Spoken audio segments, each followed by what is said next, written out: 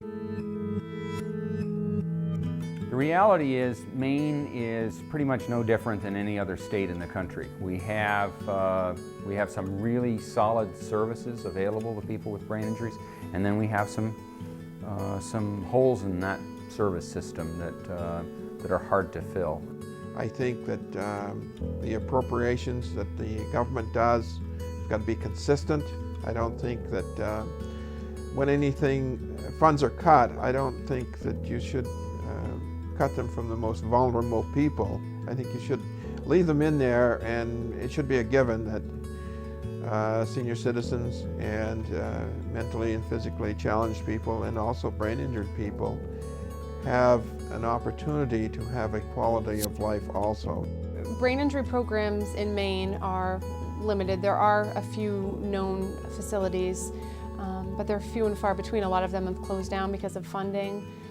It depends on the geographic location that you're in.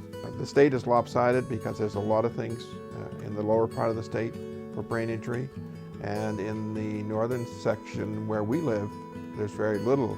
In the state of Maine, we have a wonderful system in place for people with mental illness. We need a system similar to this for people with brain injuries.